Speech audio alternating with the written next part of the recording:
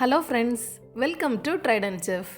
இந்த வீடியோவில் நம்ம ரொம்ப சிம்பிளாக பஃப் பேஸ்ட்ரி ஷீட் எப்படி செய்கிறதுன்னு பார்க்கலாம். இந்த பஃப் பேஸ்ட்ரி ஷீட் யூஸ் பண்ணி பேக்கரி ஸ்டைல்லேயே நம்ம வெஜ் பஃப் ரொம்ப டேஸ்டியாக எப்படி செய்கிறதுன்னு பார்க்கலாம் வாங்க. ஃபஸ்ட்டு நம்ம பஃப் பேஸ்ட்ரி ஷீட்டுக்கு தேவையான மாவை நம்ம ரெடி பண்ணிடலாம். அதுக்கு ஒரு பெரிய மிக்சிங் பவுலில் 500 கிராம் அளவு மைதா எடுத்துக்கிறேன். இது கூடவே 1 டீஸ்பூன் உப்பு சேர்த்து நல்லா மிக்ஸ் பண்ணி விட்டுடலாம். இந்த உப்பு எல்லாம் மாவில் நல்லா மிக்ஸ் ஆகட்டும். எல்லாம் நல்லா மிக்ஸ் பண்ணியாச்சு. அடுத்து நான் இதில் 80 கிராம் அளவு பட்டர் சேர்க்குறேன். பட்டர் ரொம்ப சாஃப்டாக ரூம் டெம்பரேச்சரில் வந்த பிறகு இதில் எடுத்து சேர்த்துக்கோங்க. எல்லாத்தையும் இந்த மாவில் நல்லா மிக்ஸ் பண்ணி விட்டுடலாம். நான் இதில் அன்சால்டட் பட்டர் தான் சேர்த்துருக்குறேன். நல்லா க்ரம்பிள் பண்ணி மிக்ஸ் பண்ணி விடுங்க. பாருங்கள், பட்டர் எல்லாம் மாவில் நல்லா மிக்ஸ் பண்ணியாச்சு. அடுத்து நான் இதில் 1 கப் ஐஸ் வாட்டர் சேர்க்குறேன். நல்லா கூலான தண்ணீராக இதில் சேர்த்துக்கோங்க. கொஞ்சம் கொஞ்சமாக சேர்த்து மாவை நல்லா பிசைந்து எடுக்கிறேன். நம்ம சப்பாத்தி மாவு பதத்துக்கு இதை நல்லா பிசைந்து எடுத்துடலாம். நம்ம நார்மல் வாட்டர் சேர்க்குறத விட ஐஸ் வாட்டர் சேர்த்தோம் அப்படின்னா ஷீட்டில் உள்ள லேயர்ஸ் எல்லாம் ரொம்ப நல்லா வரும். பாருங்கள், மாவெல்லாம் நல்லா மிக்ஸ் பண்ணியாச்சு. ரொம்ப சாஃப்டாக ரெடி ஆகிடுச்சு. இனி நம்ம இதை மூடி வச்சிடலாம். அரை மணி நேரம் இது இருக்கட்டும். இந்த கேப்பில் நம்ம இந்த வெஜ் பஃப்க்கு தேவையான ஸ்டஃபிங்ஸ் எல்லாம் ரெடி பண்ணிடலாம். அதுக்கு ஸ்டவ்வில் பேன் வச்சு அதில் 1 டேபிள் ஸ்பூன் அளவு எண்ணெய் எடுத்துக்கிறேன். இந்த எண்ணெய் நல்லா சூடான பிறகு அதில் 2 வெங்காயத்தை சின்னதாக கட் பண்ணி சேர்க்குறேன். இது கூடவே 1 இன்ச் அளவு இஞ்சி இடித்து சேர்க்குறேன். இது எல்லாத்தையும் நல்லா வதக்கி விட்டுடலாம். இந்த வெங்காயத்தில் உள்ள பச்சை வாசம் எல்லாம் போகிறது வரைக்கும் இது நல்லா வதங்கட்டும். இப்போ பாருங்கள், வெங்காயம் எல்லாமே நல்லா வதங்கிடுச்சு. இனி நம்ம இதில் மசாலா எல்லாம் சேர்த்துடலாம். 1/4 டீஸ்பூன் மஞ்சள் தூள், 1 டீஸ்பூன் மிளகாய் தூள், அரை டீஸ்பூன் ஜீரகத்தூள், அரை டீஸ்பூன் கரம் மசாலா சேர்க்குறேன். இது எல்லாத்தையும் சேர்த்து நல்லா மிக்ஸ் பண்ணி விட்டுடலாம். 30 செகண்ட்ஸ் போல் இதை நல்லா மிக்ஸ் பண்ணி விட்டுடுங்க. இனி நம்ம இதுக்கு தேவையான காய் எல்லாமே சேர்த்துடலாம். 1 தக்காளியை சின்னதாக கட் பண்ணி சேர்க்குறேன். அரை கப் ஃப்ரெஷ்ஷான பச்சை பட்டாணி, 1 கேரட்டை சின்ன சின்னதாக கட் பண்ணி சேர்க்குறேன். இதுக்கு தேவையான அளவு உப்பு சேர்த்துடலாம். கூடவே 1/4 கப் அளவு தண்ணீர் சேர்க்குறேன். இனி இது எல்லாத்தையும் சேர்த்து நல்லா மிக்ஸ் பண்ணி விட்டுடலாம். இனி நம்ம இதை மூடி வச்சிடலாம். 10 நிமிடம் போல் இது மூடி இருக்கட்டும். காய் எல்லாமே நல்லா வெந்து வந்துடும்.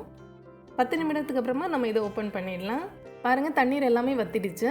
அதே போல் காய் எல்லாமே நல்லா வெந்துடுச்சு. அடுத்து நான் இதில் 2 உருளைக்கிழங்கு நல்லா வேக வச்சு மசிச்சு எடுத்து சேர்க்குறேன். இது கூடவே கொஞ்சமாக கருவேப்பிலை, கொஞ்சமாக கொத்தமல்லி தழை சேர்க்குறேன். எல்லாத்தையும் சேர்த்து நல்லா மிக்ஸ் பண்ணி விட்டுடலாம். எல்லாம் நல்லா மிக்ஸ் பண்ணியாச்சு. தண்ணீர் எதுவும் இல்லாமல் நல்ல திக்கான ஸ்டஃபிங்ஸ் ரெடி ஆகிடுச்சு. இனி நம்ம ஸ்டவ் ஆஃப் பண்ணிடலாம். இது இருக்கட்டும். அடுத்து நம்ம பஃப் பேஸ்ட்ரி ஷீட் ரெடி பண்ணிடலாம். அரை மணி நேரத்துக்கு அப்புறமா நான் இதை ஓப்பன் பண்ணி பார்க்குறேன். பாருங்கள், மாவெல்லாம் நல்லா சாஃப்டாக வந்துடுச்சு. அடுத்து நான் இதை ஒரு ஒர்க் ஏரியாவில் எடுக்கிறேன். இது மேலே கொஞ்சமாக மைதாவை ஸ்ப்ரிங்கிள் பண்ணதுக்கப்புறமா நம்ம இதை விரிச்சிடலாம். பாருங்கள், மாவை நல்லா விரிச்சாச்சு. அடுத்து நான் 200 கிராம் அளவு வெஜிடபிள் ஷார்ட்னிங் எடுத்துருக்கிறேன். இந்த வெஜிடபிள் ஷார்ட்னிங்க்கு பதிலாக நம்ம பட்டரும் யூஸ் பண்ணலாம். பேக்கரியிலலாம் வெஜிடபிள் ஷார்ட்னிங் இல்லைனா மார்கரைன் தான் யூஸ் பண்ணுவாங்க. நம்ம இப்போ ஷார்ட்னிங் யூஸ் பண்ணி ரொம்ப ஈஸியாக வெஜ் பஃப் ரெடி பண்ணிடலாம். இதை இந்த மாவு ஃபுல்லாகவே நான் நல்லா ஸ்ப்ரெட் பண்ணி விடுறேன். நல்லா ஸ்ப்ரெட் பண்ணியாச்சு. இனி நம்ம இதை ஃபோல்ட் பண்ணிடலாம். ஃபஸ்ட்டு ஒரு சைட்லேருந்து சென்டர் வரைக்கும் எடுத்துகிட்டு வந்து நான் ஃபோல்ட் பண்ணுறேன். அதே போல் அடுத்த சைடையும் நம்ம ஃபோல்ட் பண்ணி எடுத்துடலாம். இதே போல் ஃபோல்ட் பண்ண பிறகு இனி நம்ம இந்த மாவோட சைடை இப்படி திருப்பி எடுத்துடலாம். இது மேலே நல்லா மைதாவை ஸ்ப்ரிங்கிள் பண்ணிவிட்டு மறுபடியும் நம்ம இதை நல்லா விரித்து எடுத்துடலாம். இப்போ பாருங்கள், எல்லாமே நல்லா விரிச்சாச்சு. மறுபடியும் நம்ம இதை ஃபோல்ட் பண்ணிடலாம். ஃபஸ்ட்டு நம்ம செஞ்சது போலவே தான். ஃபஸ்ட் இந்த சைட்லேருந்து நம்ம ஃபோல்ட் பண்ணிடலாம். அப்புறமா ஆப்போசிட் சைட்லேருந்து மறுபடியும் இதுக்கு மேலேயே ஃபோல்ட் பண்ணி விட்டுடலாம். அடுத்து நம்ம இந்த மாவை இதே போல் திருப்பி போட்டுட்டு மறுபடியும் நம்ம இது மேலே மைதாவை ஸ்ப்ரிங்கிள் பண்ணி விட்டுடலாம். மறுபடியும் இதை நல்லா விரித்து விட்டுடலாம். இதே போல் நம்ம 5 தடவை செய்யணும். அப்போ தான் பேஸ்ட்ரி ஷீட்டில் நிறைய லேயர்ஸ் எல்லாம் வரும். இப்போ நான் 5 தடவை இதே போல் செய்து விரித்து வச்சுருக்கிறேன். இப்போ இந்த சைடு எல்லாமே நம்ம ட்ரிம் பண்ணி எடுத்துடலாம். சைடு எல்லாமே ட்ரிம் பண்ணி எடுத்தாச்சு. இனி நம்ம இதை சின்ன சின்ன ஸ்கொயர் ஷேப்புக்கு கட் பண்ணி எடுத்துடலாம். பாருங்கள், இந்த அளவு திக்னஸில் கட் பண்ணி எடுத்துருக்கிறேன். இப்படி பார்த்தாலே தெரியும் நம்மளுக்கு நிறைய லேயர்ஸ் எல்லாம் வந்திருக்குது. பஃப் பேஸ்ட்ரி ஷீட் ரொம்ப சூப்பராக ரெடி ஆகிடுச்சு.